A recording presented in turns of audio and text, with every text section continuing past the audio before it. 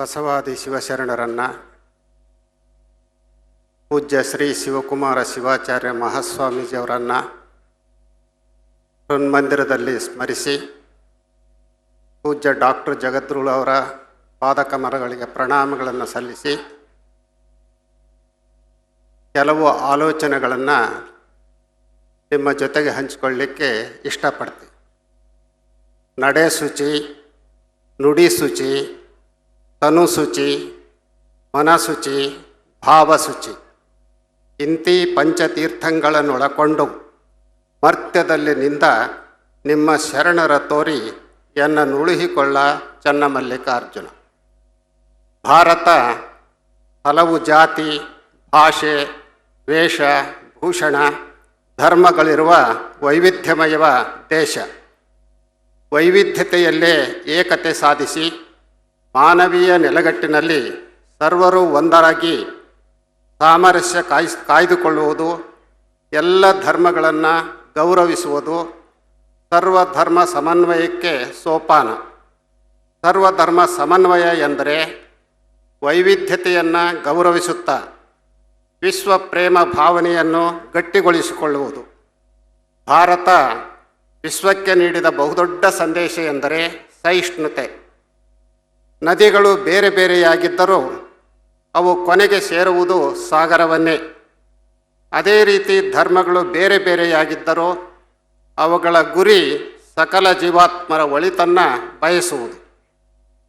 ಎಲ್ಲ ಧರ್ಮಗಳ ಮೂಲ ತತ್ವ ಸತ್ಯ, ಅಹಿಂಸೆ, ನೀತಿ, ಪ್ರೀತಿ, ಸಮಾನತೆ, ಕರುಣೆ, ಶಾಂತಿ, ಸೇವೆ, ತ್ಯಾಗ ಇತ್ಯಾದಿ. ಇವು ಇಂದಿನ ದಿನಗಳಲ್ಲಿ ತುಂಬ ಅಗತ್ಯವಾಗಿವೆ. ಏಕೆಂದರೆ ಎಲ್ಲೆಡೆ ಅನುಮಾನ, ಅವಮಾನ, ಅಹಂಕಾರ, ಅಧಿಕಾರ ದರ್ಪ, ಹಿಂಸೆ, ಭಯೋತ್ಪಾದನೆ, ಕೋಮು ದಳ್ಳುರಿ, ಯುದ್ಧ ಇತ್ಯಾದಿ ಧರ್ಮ ಬಾಹಿರವಾದಂಥ ಕೃತ್ಯಗಳೇ ತಾಂಡವ ನೃತ್ಯ ನಡೆಸಿವೆ. ಇವುಗಳಿಂದ ಶಾಂತಿ, ಸಹಿಷ್ಣುತೆ, ಸಮಾನತೆ, ಪ್ರೀತಿ, ಸೌಹಾರ್ದತೆ ಇಂಥ ಗುಣಗಳು ನೆಲಕಚ್ಚುತ್ತಲಿವೆ. ಇವುಗಳಿಗೆ ಪರಿಹಾರ ಇಲ್ಲವೇ? ಖಂಡಿತ ಇದೆ. ಆಲಿ ಆಲಯದಲ್ಲಿ ಕರಿಗೊಳ್ಳಲು, ಶ್ರವಣವು ಆಕಾಶವನ್ನು ಅಡರಲು, ಉಲುಹು ನಿರ್ಭೂತ ಚಿತ್ತ ಸಮಾಧಾನಗೈದಲು, ಕಾಲ ಕರ್ಮ ಭವಂಗಳ ಗೆಲುವುದಿದೇನು ಸೋಜಿಗವು ಹೇಳ ರೇವಣ್ಣ ಪ್ರಭುವೆ. ಇದು ಬಸವಣ್ಣನವರ ಹಿರಿಯ ಸಮಕಾಲೀನರಾಗಿದ್ದ ವಿಶ್ವಬಂಧು ಮರಳುಸಿದ್ಧರ ವಚನ. ಇಷ್ಟಲಿಂಗ ಪೂಜೆಯ ಮೂಲಕ ಕಾಲ ಕರ್ಮ ಭವಂಗಳನ್ನು ಗೆಲ್ಲುವ ಗುಟ್ಟು ಇಲ್ಲಿದೆ. ಮರಳುಸಿದ್ಧರು ಇಂದಿನ ಕೊಟ್ಟೂರು ತಾಲೂಕು ಉಜ್ಜಯಿನಿಯಲ್ಲಿ ಸದ್ಧರ್ಮ ಪೀಠವನ್ನು ಸ್ಥಾಪಿಸಿದರು. ಆ ಪೀಠದ ಮೇಲೆ ತಮ್ಮ ಶಿಷ್ಯ ತೆಲುಗುಬಾಳಿನ ಸಿದ್ದೇಶ್ವರರನ್ನು ಕೂರಿಸಿ ತರಳ ಬಾಳು ಎಂದು ಹಾರೈಸಿದರು. ಅಂದಿನಿಂದ ಇಂದಿನವರೆಗೆ ಶ್ರೀ ಮಧುಜ್ಜಯಿನಿ ಸದ್ಧರ್ಮ ಸಿಂಹಾಸನ, ಶ್ರೀ ತರಳಬಾಳು ಜಗದ್ಗುರು ಪರಂಪರೆ ಮುಂದುವರಿದುಕೊಂಡು ಬಂದಿರುವುದು ಮಾತ್ರವಲ್ಲ, ಅದು ತಮ್ಮ ಮೂಲ ಗುರುವಿನ ಆಣತಿಯಂತೆ ಸರ್ವಧರ್ಮ ಸಮನ್ವಯವನ್ನು ತರಳಬಾಳು ಹುಣ್ಣಿಮೆ, ತರಳಬಾಳು ವಿದ್ಯಾಸಂಸ್ಥೆ ಮತ್ತಿತರ ಸೇವಾ ಕಾರ್ಯಗಳ ಮೂಲಕ ಜಾರಿಯಲ್ಲಿ ತಂದಿದೆ. ಮರಳುಸಿದ್ಧರು ಅಜ್ಞಾನ, ಮೂಢನಂಬಿಕೆ, ಕಂದಾಚಾರಗಳ ವಿರುದ್ಧ ಹೋರಾಡಿದವರು. ಕುರಿ, ಕೋಳಿ, ಕೋಣನ ಬಲಿಯಿಂದ ದೇವಿ ಸಂತೃಪ್ತಳಾಗಿ ಸಮೃದ್ಧ ಮಳೆ ಬೆಳೆ ಕೊಡುವಳು ಎನ್ನುವ ಹುಸಿ ನಂಬಿಕೆ ಈ ವಿಜ್ಞಾನ ಯುಗದಲ್ಲೂ ಇದೆ. ಇಂಥ ಅಜ್ಞಾನ ಮತ್ತು ಮೌಢ್ಯವನ್ನು ಮರಳುಸಿದ್ಧರು 900 ವರ್ಷಗಳ ಹಿಂದೆಯೇ ಪ್ರತಿಭಟಿಸಿದರು. ದೇವಿಗೆ ಬಲಿ ಕೊಡಬೇಕಾಗಿರುವುದು ಕುರಿ, ಕೋಳಿ, ಕೋಣಗಳನ್ನಲ್ಲ, ಬದಲಾಗಿ ಮಾನವನ ಮನದಲ್ಲೇ ಮನೆ ಮಾಡಿಕೊಂಡಿರುವಂಥ ಅಜ್ಞಾನ, ಮೂಢನಂಬಿಕೆ, ಅಹಂಕಾರ, ಸ್ವಾರ್ಥ ಇಂಥ ಕುರಿ, ಕೋಳಿ, ಕೋಣಗಳನ್ನು ಎಂದು ಜನರನ್ನು ಜಾಗೃತಗೊಳಿಸಿ ಬಲಿ ಕೊಡುವುದನ್ನು ನಿಲ್ಲಿಸಿದಂಥವರು ವಿಶ್ವಬಂಧು ಮರಳುಸಿದ್ಧರು. ಇದು ಅವರ ಸರ್ವಧರ್ಮ ಸಮನ್ವಯದ ಸಂಕೇತ. 20ನೆಯ ತರಳಬಾಳು ಜಗದ್ಗುರು ಶ್ರೀ ಶಿವಕುಮಾರ ಶಿವಾಚಾರ್ಯ ಮಹಾಸ್ವಾಮಿಗಳವರು ಸರ್ವಶರಣ ಸಮ್ಮೇಳನ, ಅಕ್ಕನ ಬಳಗ, ಅಣ್ಣನ ಬಳಗ, ತರಳಬಾಳು ಕಲಾಸಂಘ, ತರಳಬಾಳು ಪ್ರಕಾಶನ, ಶರಣರ ಜಯಂತಿಗಳು, ಸಾಮೂಹಿಕ ಕಲ್ಯಾಣ ಮಹೋತ್ಸವ, ತರಳಬಾಳು ಹುಣ್ಣಿಮೆ, ತರಳಬಾಳು ಜಗದ್ಗುರು ವಿದ್ಯಾಸಂಸ್ಥೆ ಇಂಥವುಗಳ ಮೂಲಕ ಸರ್ವಧರ್ಮ ಸಮನ್ವಯದ ಕಾರ್ಯಗಳನ್ನು ಮಾಡುತ್ತಾ ಬಂದಿದ್ದು ಸ್ಮರಣಾರ್ಹ. ಅವರು ಭರಮಸಾಗರದಲ್ಲಿ ಮಸೀದಿ ಉದ್ಘಾಟನೆ ಮಾಡಿದ್ದು, ಸಿರಿಗೆರೆಯಲ್ಲಿ ಪೇಜಾವರ ಸ್ವಾಮಿಗಳ ಉತ್ಸವ ಮಾಡಿಸಿದ್ದು, ಅರಸೀಕೆರೆ ತಾಲೂಕಿನಲ್ಲಿ ಮಾದಿಗ ಜನಾಂಗದ ಸ್ವಾಮಿಗಳ ಉತ್ಸವಕ್ಕೆ ಅಡ್ಡಿಪಡಿಸಿದಾಗ ಮಠದ ಆನೆ, ಬಿರುದಾವಳಿ ಇತ್ಯಾದಿ ಕಳಿಸಿ ಅವರ ಉತ್ಸವ ಮಾಡಿಸಿದ್ದು, ಬಸವಾದಿ ಶರಣರ ತತ್ವಗಳಿಗೆ ಬದ್ಧರಾಗಿ ಬಾಳಿದ್ದು, ಮೂಢನಂಬಿಕೆಗಳನ್ನು ವಿರೋಧಿಸಿದ್ದು, ಮಸೀದಿಯಲ್ಲಿರುವ ದೇವರೇ ಮಂದಿರದಲ್ಲಿದ್ದಾನೆ, ಮಂದಿರದಲ್ಲಿರುವವನೇ ಚರ್ಚಿನಲ್ಲಿ ಇದ್ದಾನೆ, ಹಿಂದೂ ಜನರ ದೇವರನ್ನು ನಾಶಗೊಳಿಸಬೇಕೆಂಬ ಮಹಮ್ಮದನು ತನ್ನ ಅಲ್ಲಾನನ್ನೇ ಹೊಡೆಯುತ್ತಾನೆ, ತನ್ನ ಅಲ್ಲಾಗೆ ದ್ರೋಹಿಯಾಗುತ್ತಾನೆ ಎಂದದ್ದು. ಇಂಥ ಕಾರ್ಯಗಳು ಅವರ ಸರ್ವಧರ್ಮ ಸಮನ್ವಯಕ್ಕೆ ಸಾಕ್ಷಿಯಾಗಿವೆ. ತರಳಬಾಳು ಜಗದ್ಗುರು ಡಾಕ್ಟರ್ ಶಿವಮೂರ್ತಿ ಶಿವಾಚಾರ್ಯ ಮಹಾಸ್ವಾಮೀಜಿ ಅವರು ಇಂಥ ಧರ್ಮ ಸಮನ್ವಯದ ಕಾರ್ಯಗಳನ್ನು ವಿವಿಧ ಚಟುವಟಿಕೆಗಳ ಮೂಲಕ ಮುಂದುವರಿಸಿಕೊಂಡು ಬರುತ್ತಿದ್ದಾರೆ. ತನ್ನ ಧರ್ಮವನ್ನು ಪ್ರೀತಿಸಬೇಕು, ಇತರರ ಧರ್ಮಗಳನ್ನು ಗೌರವಿಸಬೇಕು, ಇದು ಭಾರತೀಯ ಸಂಸ್ಕೃತಿ. ಹಾಗಂತ ಈ ಧರ್ಮಗಳಲ್ಲಿ ಹಿಂಸೆ, ಕ್ರೌರ್ಯ, ಮೌಢ್ಯ, ಜಾತೀಯತೆ, ಅವೈಜ್ಞಾನಿಕತೆ, ಲಿಂಗಭೇದ ಇತ್ಯಾದಿ ಅಮಾನವೀಯ ಅಂಶಗಳಿದ್ದಲ್ಲಿ ಅವುಗಳನ್ನು ಗೌರವಿಸಬೇಕು ಎಂದೇನಿಲ್ಲ. ಅಂಥ ಸಂದರ್ಭದಲ್ಲಿ ಆ ಧರ್ಮದ ದೋಷಗಳನ್ನು ಹೇಳಿ ತಿದ್ದುವ ಕಾರ್ಯ ಮಾಡಬೇಕು. ಇದನ್ನು ಅನೇಕ ಧರ್ಮದೀಪಕರು ಮಾಡುತ್ತಲೇ ಬಂದಿದ್ದಾರೆ. ಹಾಗೆ ಮಾಡಿದ್ದೇ ಮತ್ತೊಂದು ಧರ್ಮದ ಉದಯಕ್ಕೆ ಕಾರಣವಾಗಿದೆ. ಬಸವಣ್ಣನವರು ತಮ್ಮ ಪೂರ್ವದಲ್ಲಿದ್ದ ಧರ್ಮಗಳಲ್ಲಿನ ಕೆಲವು ದೋಷಗಳನ್ನು ನೇರವಾಗಿ ಹೇಳಿ ಯಜ್ಞ, ಹೋಮ, ಮೂಢತೆ, ಜಾತೀಯತೆ, ಬಲಿ, ಲಿಂಗ ತಾರತಮ್ಯ ಇಂಥ ಅನಿಷ್ಟಗಳ ವಿರುದ್ಧ ಜನರಲ್ಲಿ ಅರಿವು ಮೂಡಿಸುವ ಕಾಯಕ ಮಾಡಿದರು. ಅದು ಕಾರಣವಾಗಿಯೇ ಲಿಂಗಾಯತ ಎನ್ನುವ ಹೊಸ ಧರ್ಮ ಅಸ್ತಿತ್ವಕ್ಕೆ ಬಂದಿತು. ಇದರಲ್ಲಿ ಸರ್ವಧರ್ಮ ಸಮನ್ವಯಕ್ಕೆ ಪೂರಕವಾದ ತತ್ವಾದರ್ಶಗಳು ಇವೆ. ಅವರ ತತ್ವಾದರ್ಶಗಳಂತೆ ನಮ್ಮ ಗುರುಗಳು ದೇವಸ್ಥಾನಗಳ ಬದಲಾಗಿ ಮನುಷ್ಯನ ಮನಸ್ಸನ್ನು ಕಟ್ಟುವ ಕಾಯಕಕ್ಕೆ, ಸಾಮೂಹಿಕ ಇಷ್ಟಲಿಂಗ ದೀಕ್ಷೆಗೆ, ಸರ್ವಶರಣ ಸಮ್ಮೇಳನಕ್ಕೆ ವಿಶೇಷ ಒತ್ತು ಕೊಡುತ್ತಿದ್ದರು. ಅದೇ ಅವರ ಸರ್ವಧರ್ಮ ಸಮನ್ವಯ ಸಿದ್ಧಾಂತವಾಗಿತ್ತು.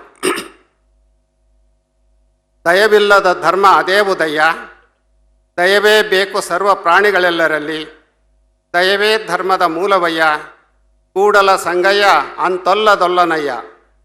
ಧರ್ಮದ ಮೂಲ ದಯೆ. ದಯೆ ಕೇವಲ ಮಾನವರ ಬಗ್ಗೆ ಮಾತ್ರ ಅಲ್ಲ, ಸರ್ವ ಪ್ರಾಣಿ ಸಂಕುಲದ ಬಗೆಗೂ ಇರಬೇಕು. ಹಾಗಾಗಿ ಕೊಲ್ಲೆನಯ್ಯ ಪ್ರಾಣಿಗಳ, ಮೆಲ್ಲೆನಯ್ಯ ಬಾಯಿಚ್ಛೆಗೆ ಎನ್ನುವ ಬಸವಣ್ಣನವರು ಹಿಂಸೆಯನ್ನು ಪ್ರತಿಭಟಿಸಿ ಅಹಿಂಸೆಯನ್ನು ಎತ್ತಿ ಹಿಡಿದಿದ್ದಾರೆ. ಧರ್ಮ ಸಮನ್ವಯತೆಗೆ ಬೇಕಾದದ್ದು ದಯವೇ ಹೊರತು ಹಿಂಸೆ ಅಲ್ಲ. ಮಾತಿನ ಮಾತಿಂಗೆ ನಿನ್ನ ಕೊಂದಹರೆಂದು ಎಲೆ ಹೋತ ಅಳು ಕಂಡ, ವೇದವನ್ನೋದಿದರ ಮುಂದೆ ಅಳು ಕಂಡ, ಶಾಸ್ತ್ರ ಕೇಳಿದವರ ಮುಂದೆ ಅಳು ಕಂಡ, ನೀನತ್ತುದಕ್ಕೆ ತಕ್ಕುದ ಮಾಡುವ ಕೂಡಲ ಸಂಗಮ ದೇವ. ಧರ್ಮ ದೇವರ ಹೆಸರಿನಲ್ಲಿ ಬಲಿ ಕೊಡುವುದನ್ನು ಬಸವಣ್ಣನವರು ಪ್ರತಿಭಟಿಸಿದ್ದಾರೆ. ವೇದ ಶಾಸ್ತ್ರ ಬಲ್ಲವರೇ ಬಲಿ ಕೊಡಲು ಪ್ರೋತ್ಸಾಹಿಸುತ್ತಿರುವುದನ್ನು ಕಂಡು ಬಲಿಯಾಗುವ ಪ್ರಾಣಿಗೆ ಹೇಳುತ್ತಾರೆ, ಅಂಥವರ ಮುಂದೆ ನೀನು ಅಳು, ಅತ್ತರೆ ಆ ಜನರಿಗೆ ದೇವರೇ ಶಿಕ್ಷೆ ಕೊಡುವನು ಎಂದು. ಇಲ್ಲಿ ಅಳುವುದು ಎಂದರೆ ಹೋರಾಡುವುದು, ಪ್ರತಿಭಟಿಸುವುದು. ಇದನ್ನು ಮಾಡಬೇಕಾದದ್ದು ಹೋತವಲ್ಲ, ಬದಲಾಗಿ ವೇದಶಾಸ್ತ್ರಗಳ ನೆಪದಲ್ಲಿ ಜನರನ್ನು ದಿಕ್ಕು ತಪ್ಪಿಸುವವರ ವಿರುದ್ಧ ವಿಚಾರವಂತರೇ ಬಂಡೇಳಬೇಕಾಗಿದೆ. ಸಂಪ್ರದಾಯವಾದಿಗಳು ಅನಂತ ದೇವರುಗಳನ್ನು ಸೃಷ್ಟಿಸಿ ದೇವರಿಗೂ ಜಾತಿಗಳನ್ನು ಅಂಟಿಸಿದ್ದಾರೆ. ಬೇರೆ ಬೇರೆ ವರ್ಗ ವರ್ಣದವರಿಗೆ ಬೇರೆ ಬೇರೆ ದೇವರು. ಕೆಲವರ ದೇವರು ಶ್ರೇಷ್ಠ, ಮತ್ತು ಕೆಲವರ ದೇವರು ಕನಿಷ್ಠ. ರಕ್ತ ಮಾಂಸ ಬೇಡುವ ದೇವರುಗಳೂ ಇವೆ. ಆದರೆ ಬಸವಣ್ಣವರು ಹೇಳ್ತಾರೆ, ಇಬ್ಬರು ಮೂವರು ದೇವರೆಂದು ಉಬ್ಬಿ ಮಾತನಾಡಬೇಡ, ಒಬ್ಬನೇ ಕಾಣಿರೋ, ಇಬ್ಬರೆಂಬುದು ಹುಸಿ. ಇದು ಹಲವು ದೇವರುಗಳ ನಂಬಿಕೆಯನ್ನು ಅವರು ಆ ಕಾಲದಲ್ಲೇ ಅಲ್ಲಗಳೆದಿದ್ದಾರೆ. ಸ್ಥಾವರ ಕಳಿವುಂಟು, ಜಂಗಮ ಕಳಿವಿಲ್ಲ ಎನ್ನುವ ಬಸವಣ್ಣನವರು ಸ್ಥಾವರ ದೇವರ ಬದಲು ಜಂಗಮ ದೇವರ ಬಗ್ಗೆ ಮಾತನಾಡಿದ್ದಾರೆ. ಗುಡಿ ಕಟ್ಟಿಸಿ ವಿಗ್ರಹ ಪ್ರತಿಷ್ಠಾಪಿಸುವವರಿಗೆ ಅವರು ಹೇಳುವುದು ದೇಹವೇ ದೇವಾಲಯ ಎಂದು. ಅಲ್ಲಮ ಪ್ರಭುದೇವರು ಈ ವಿಚಾರದಲ್ಲಿ ತುಂಬ ಕಟುವಾಗಿ ಮಾತನಾಡಿದ್ದಾರೆ. ಕಲ್ಲಿನಿಂದಲೇ ದೇವಾಲಯ ಕಟ್ಟಿಸಿ, ಅಂಥ ಕಲ್ಲಿನಿಂದಲೇ ದೇವರ ಮೂರ್ತಿ ಮಾಡಿಸಿ ಅದನ್ನು ದೇವಾಲಯದೊಳಗೆ ಪ್ರತಿಷ್ಠಾಪನೆ ಮಾಡುವರು. ಅಕಸ್ಮಾತ್ ಗೋಡೆಯ ಕಲ್ಲು ದೇವರ ಕಲ್ಲಿನ ಮೇಲೆ ಬಿದ್ದರೆ ನಿಮ್ಮ ದೇವರು ಎತ್ತ ಹೋದರು ಎಂದು ಪ್ರಶ್ನಿಸಿದ್ದಾರೆ. ಅಂಬಿಗರ ಚೌಡಯ್ಯನವರು ಕಲ್ಲ ದೇವರ ಪೂಜೆಯ ಮಾಡಿ ಕಲಿಯುಗದ ಕತ್ತೆಗಳಾಗಿ ಹುಟ್ಟಿದರು. ಮಣ್ಣ ದೇವರ ಪೂಜಿಸಿ ಮಾನಹೀನರಾದರು. ಮರನ ದೇವರೆಂದು ಪೂಜಿಸಿ ಮಣ್ಣ ಕೂಡಿದರು ಎಂದು ಕಲ್ಲು, ಮಣ್ಣು, ಮರ ಇತ್ಯಾದಿಗಳಿಂದ ಮಾಡಿದ ದೇವರ ಪೂಜಕರನ್ನು ಅತ್ಯಂತ ಕಟುವಾಗಿ ಟೀಕಿಸಿದ್ದಾರೆ. ಶರಣರದು ಏಕದೇವ ನಿಷ್ಠೆ. ಅದಕ್ಕಾಗಿ ಬಸವಣ್ಣನವರು ಇಷ್ಟಲಿಂಗವನ್ನು ಕರುಣಿಸಿದರು. ಅದನ್ನು ಬಿಟ್ಟು ಹಲವು ದೇವರುಗಳ ಪೂಜೆ ಮಾಡುವ ಲಿಂಗವಂತರಿಗೆ, ಅದನ್ನು ಒತ್ತಾಯಪೂರ್ವಕವಾಗಿ ಹೇಳ್ತೇವೆ ಲಿಂಗವಂತ ಅನ್ನುವಂಥ ಪದವನ್ನು, ಅವರು ಹೇಳಿದ್ದು ದೇವನೊಬ್ಬ ನಾಮ ಹಲವು, ಪರಮ ಪತಿವ್ರತೆಗೆ ಗಂಡನೊಬ್ಬ, ಮತ್ತೊಂದಕ್ಕೆ ಎರಗಿದಡೆ ಕಿವಿ ಮೂಗ ಕೊಯ್ಯುವನು, ಹಲವು ದೈವದ ಎಂಜಲ ತಿಂಬುವವರನು ಏನೆಂಬೆ ಕೂಡಲ ಸಂಗಮ ದೇವ. ಪತಿವ್ರತೆಗೆ ಒಬ್ಬನೇ ಗಂಡ ಇರುವಂತೆ ಭಕ್ತನಿಗೆ ಒಬ್ಬನೇ ದೇವರು. ಆ ದೇವರಿಗೆ ಹೆಸರು ಬೇರೆ ಬೇರೆ ಇರಬಹುದು, ಆದರೆ ಭಕ್ತರು ಇಂದಿನ ಕಂಪ್ಯೂಟರ್ ಯುಗದಲ್ಲೂ ಅದೆಷ್ಟು ದೇವರುಗಳನ್ನು ಪೂಜಿಸುತ್ತಿದ್ದಾರೆ. ಆ ದೇವರಿಗಿಂತ ಈ ದೇವರು ಶಕ್ತಿಶಾಲಿ ಎಂದು ಅದು ಎಷ್ಟೇ ದೂರದಲ್ಲಿದ್ದರೂ ಅಂಥ ದೇವಾಲಯ ಹುಡುಕಿಕೊಂಡು ಹೋಗುವರು. ಅವರಿಗೆ ಏಕದೇವ ನಿಷ್ಠೆ ಇಲ್ಲ. ಹಾಗಾಗಿಯೇ ಇಂದು ಎಲ್ಲ ಕಡೆ ಹೊಸ ಹೊಸ ದೇವಾಲಯಗಳು ತಲೆ ಎತ್ತುತ್ತಲಿವೆ. ಸರ್ಕಾರ ಕೂಡ ಅವುಗಳಿಗೆ ಆರ್ಥಿಕ ನೆರವು ನೀಡಿ ಪ್ರೋತ್ಸಾಹಿಸುತ್ತಿದೆ. ಇದು ಸರ್ವಧರ್ಮ ಸಮನ್ವಯದ ಬದಲು ಮನುಷ್ಯರ ನಡುವೆ ಸಂಶಯದ ಬೇಲಿ ನೆಡಲು ಕಾರಣವಾಗುತ್ತಿದೆ. ಅದಕ್ಕಾಗಿಯೇ ಕುವೆಂಪು ಅವರು ಓ ನನ್ನ ಚೇತನ ಆಗು ನೀ ನಿಕೇತನ ಎಂದದ್ದು.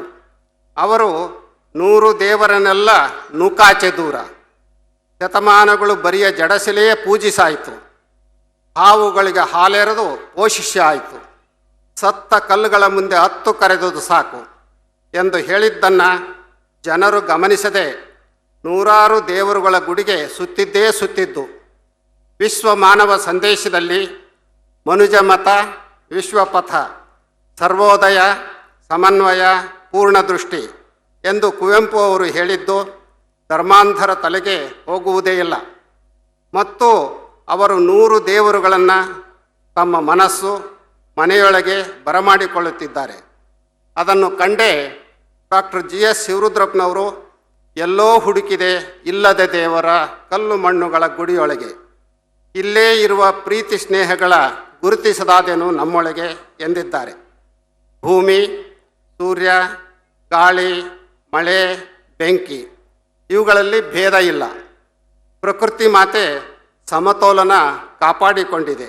ಆದರೆ ಧರ್ಮ, ದೇವರ ಹೆಸರಿನಲ್ಲಿ ಮನುಷ್ಯರ ನಡುವೆ ಬೇಲಿಯನ್ನು ನೆಡುವಂಥ ಕಾರ್ಯ ನಡೀತಾನೇ ಇದೆ. ಈ ಬಗ್ಗೆ ಗಂಭೀರ ಚಿಂತನೆಯನ್ನು ಪ್ರತಿಯೊಬ್ಬರೂ ಕೂಡ ಮಾಡಬೇಕಾಗಿದೆ. ಆಗ ಮಾತ್ರ ಸರ್ವಧರ್ಮ ಸಮನ್ವಯ ಸಾಧ್ಯ. ಜಾತಿ ಧರ್ಮಗಳ ಗೋಡೆಯನ್ನು ಕೆಡವಿ ಕುವೆಂಪು ಅವರು ಹೇಳಿರುವಂತೆ ವಿಶ್ವ ಮಾನವರಾಗಬೇಕಾಗಿದೆ. ಅದನ್ನೇ ಬಸವಣ್ಣನವರು ಇವ ನಾರವ ಎನ್ನದೆ ಇವ ನಮ್ಮವ ಎಂದು ಎಲ್ಲರನ್ನೂ ಸಮಾನವಾಗಿ ಕಾಣಲು ಹೇಳಿದ್ದು. ಧರ್ಮ ವಿಭಜಿಸುವುದಲ್ಲ, ಅದರ ಉದ್ದೇಶ ಒಟ್ಟುಗೂಡಿಸುವುದು. ಅದನ್ನೇ ಡಾಕ್ಟರ್ ಮಹಾದೇವ್ ಬಣಕಾರರು ಧರ್ಮ ಸೂಜಿ ಇದ್ದಂತೆ, ಜಾತಿ ಕತ್ತರಿ ಇದ್ದಂತೆ. ಸೂಜಿಯ ಕೆಲಸ ತುಂಡಾಗಿದ್ದ ಬಟ್ಟೆಗಳನ್ನು ಸೇರಿಸಿ ಒಂದಾಗಿಸುವುದು, ಕತ್ತರಿಯ ಕೆಲಸ ಒಂದಾಗಿದ್ದ ಬಟ್ಟೆಯನ್ನು ಕತ್ತರಿಸಿ ತುಂಡು ತುಂಡು ಮಾಡುವುದು ಎನ್ನುತ್ತಿದ್ದರು.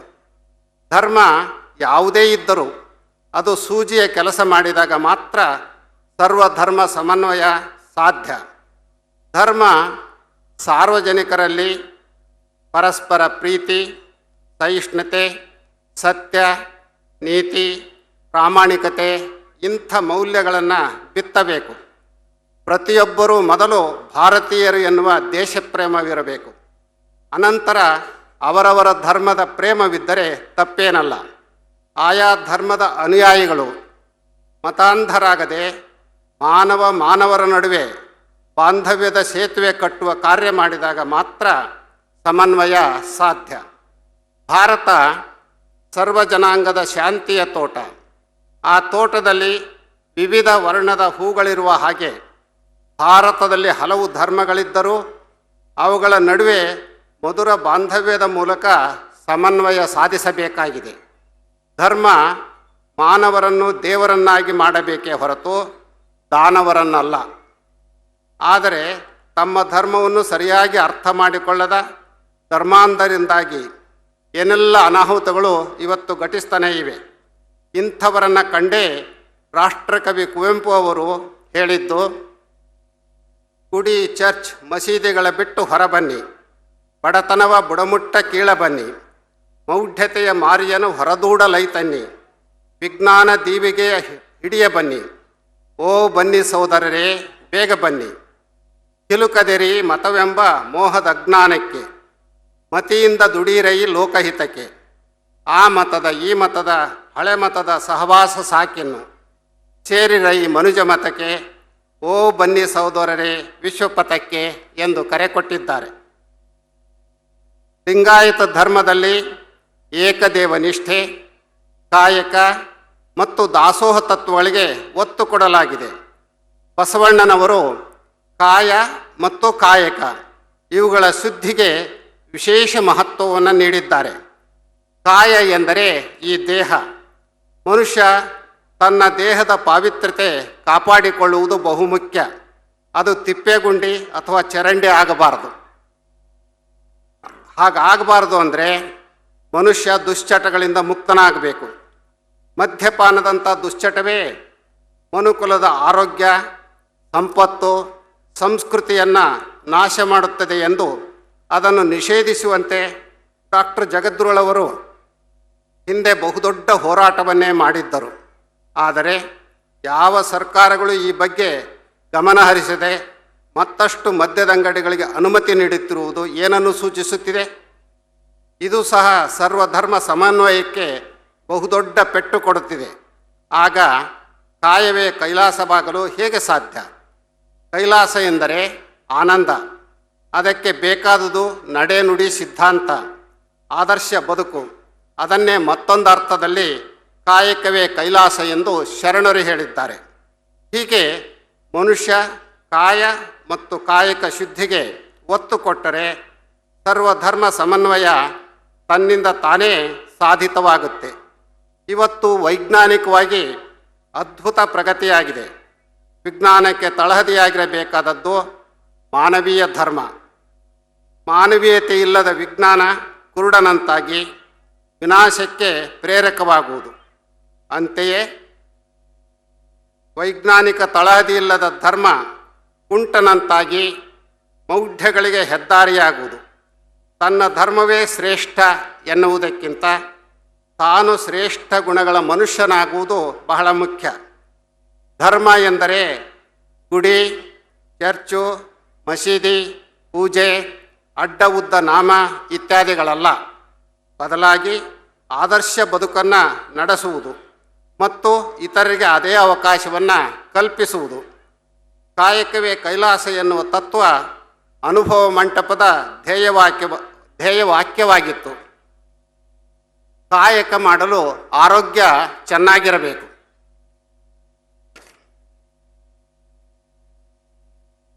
ಆರೋಗ್ಯವೇ ಚೆನ್ನಾಗಿಲ್ಲದೆ ಇದ್ದರೆ ಯಾವ ಕಾಯಕವನ್ನು ಮಾಡಲು ಆಗುವುದಿಲ್ಲ. ಕಾಯ ಶುದ್ಧಿ ಕಾಯಕ ಶುದ್ಧಿಗೂ ಕಾರಣವಾಗುವುದು. ಹಾಗಾಗಿ ಮಾಡುವ ಕಾಯಕ ಸತ್ಯಶುದ್ಧವಾಗಿರಬೇಕಾದದ್ದು ಬಹುಮುಖ್ಯ. ಕಾಯಕಗಳಲ್ಲಿ ಮೇಲು ಕೀಳು ಇಲ್ಲ. ಚಪ್ಪಲಿ ಹೊರೆಯುವ ಕಾಯಕ ಕೀಳೆಂದಾಗಲಿ, ಕುರ್ಚಿಯ ಮೇಲೆ ಕುಳಿತು ಮಾಡುವ ಕಾಯಕ ಮೇಲೆಂದಾಗಲಿ ಅಲ್ಲ. ಈ ಭೂಮಿಗೆ ಬಂದ ಪ್ರತಿಯೊಬ್ಬರೂ ಒಂದಿಲ್ಲೊಂದು ಕಾಯಕ ಮಾಡಲೇಬೇಕು. ಕಾಯಕದಿಂದ ಆರ್ಥಿಕ ಮತ್ತು ಸಾಮಾಜಿಕ ಸಮನ್ವಯವನ್ನು ಸಾಧಿಸಲು ಸಾಧ್ಯ. ಕಾಯಕದಲ್ಲಿ ಇಂದಿಗೆ, ನಾಳೆಗೆ, ಮಡದಿ ಮಕ್ಕಳಿಗೆ ಎಂದು ಕೂಡಿಡುವ ಪದ್ಧತಿ ಇಲ್ಲ. ಹೊನ್ನಿನೊಳಗೊಂದೊರೆಯ, ಸೀರೆಯೊಳಗೊಂದೆಳೆಯ, ಇಂದಿಂಗೆ ನಾಳಿಂಗೆ ಬೇಕೆಂದೆನಾದಡೆ, ನಿಮ್ಮಾಣೆ ನಿಮ್ಮ ಪ್ರಮಥರಾಣೆ, ನಿಮ್ಮ ಶರಣರಿಗಲ್ಲದೆ ಮತ್ತೊಂದನರಿಯೇ ಎನ್ನುವುದು ಬಸವಣ್ಣನವರ ಪ್ರಮಾಣ. ಇದೇ ದಾಸೋಹ ಪ್ರಜ್ಞೆ. ಅನುಭವ ಮಂಟಪ ವಿಶ್ವದ ಮೊದಲ ಧಾರ್ಮಿಕ ಸಂಸತ್ತು. ಅಲ್ಲಿ ಜಾತಿ, ವಯಸ್ಸು, ಲಿಂಗಭೇದವಿಲ್ಲದೆ ಎಲ್ಲ ಕಾಯಕದವರು ಮುಕ್ತವಾಗಿ ಚರ್ಚೆ ಮಾಡುತ್ತಿದ್ದರು. ಅವರ ಚರ್ಚೆ ಧರ್ಮ ಸಮನ್ವಯಕ್ಕೆ ಹಿಡಿದ ಕನ್ನಡಿಯಾಗಿತ್ತು. ಶರಣರ ದೃಷ್ಟಿಯಲ್ಲಿ ಧರ್ಮ ಮನುಷ್ಯರ ನಡುವೆ ಬಾಂಧವ್ಯದ ಬೆಸುಗೆ ಹಾಕಬೇಕು. ಯಾರೇ ಆಗಲಿ ಲೋಕದ ಡೊಂಕನ್ನು ತಿದ್ದುವ ಮುನ್ನ ತನ್ನ ಡೊಂಕನ್ನು ತಿದ್ದಿಕೊಳ್ಳಬೇಕು. ವ್ಯಕ್ತಿಯ ಮಾತಾಡ್ಬೇಡ್ರಪ್ಪ, ಮಾತಾಡೋದು ಬೇಡ. ವ್ಯಕ್ತಿಯ ತನು, ಮನ, ಭಾವ, ಬುದ್ಧಿಯಲ್ಲಿ ಪರಿವರ್ತನೆಯಾದರೆ ಧರ್ಮ ಸಮನ್ವಯತೆ ಸುಲಭ. ಧರ್ಮ ಎಂದರೆ ಮೊದಲೇ ಹೇಳಿದಂತೆ ಕೇವಲ ಬಾಹ್ಯ ಕ್ರಿಯಾಚರಣೆಗಳು ಅಲ್ಲ, ಅದು ಮನುಷ್ಯತ್ವ. ಇಂದು ಜಾತಿ, ಮತ, ಧರ್ಮದ ಹೆಸರಿನಲ್ಲಿ ಮಾನವೀಯ ಸಂಬಂಧಗಳು ಶಿಥಿಲವಾಗುತ್ತಿವೆ. ಬಸವಣ್ಣನವರು ಸಕಲ ಜೀವಾತ್ಮರಿಗೆ ಲೇಸನ್ನು ಬಯಸುವುದೇ ನಿಜ ಧರ್ಮ ಎಂದರು. ಅಲ್ಲಿ ಕೇವಲ ಮಾನವ ಮಾತ್ರ ಇಲ್ಲ, ಸಕಲ ಜೀವಜಾಲವೇ ಇದೆ. ಆ ಜೀವಜಾಲ ಚೆನ್ನಾಗಿದ್ದರೆ ನಾವು ಚೆನ್ನಾಗಿರಲು ಸಾಧ್ಯ. ಅನುಭವ ಮಂಟಪದಲ್ಲಿ ಹರಳಯ್ಯ, ಕಕ್ಕಯ್ಯ, ಚೆನ್ನಯ್ಯ, ಚಂದಯ್ಯ, ಮಾಚಯ್ಯ, ಮರುಳಶಂಕರದೇವ, ಮಹಾದೇವ ಭೂಪಾಲ, ಸತ್ಯಕ್ಕ, ಸೂಳೆ ಸಂಕವೆ, ಕದಿರೆ ರೆಮ್ಮವ್ವೆ, ಅಕ್ಕ ಮಹಾದೇವಿ ಹೀಗೆ ವಿವಿಧ ವರ್ಗದ ವಿಭಿನ್ನ ಕಾಯಕದ ಜನರಿದ್ದರು. ಅಲ್ಲಿ ಜಾತಿ ಮತ್ತು ಕಾಯಕದ ಆಧಾರದ ಮೇಲೆ ಯಾರನ್ನೂ ನೋಡದೆ ಸರ್ವ ಸಮಾನತೆಯನ್ನು ಜಾರಿಯಲ್ಲಿ ತಂದಿದ್ದರು. ಅವರಿಗೆ ಅಂತರಂಗ ಬಹಿರಂಗ ಶುದ್ಧಿ ಮುಖ್ಯವಾಗಿತ್ತು. ಬಸವಣ್ಣನವರು ಅಂತರಂಗ ಬಹಿರಂಗ ಶುದ್ಧಿಗೆ ಕಳಬೇಡ, ಕೊಲಬೇಡ, ಹುಸಿಯ ನುಡಿಯಲು ಬೇಡ ಎನ್ನುವ ಸಪ್ತ ಸೂತ್ರಗಳನ್ನು ಹೇಳಿದ್ದಾರೆ.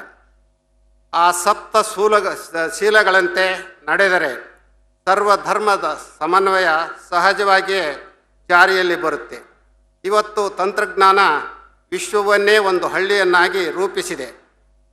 ಆದರೆ ಅವರ ಹೃದಯಗಳು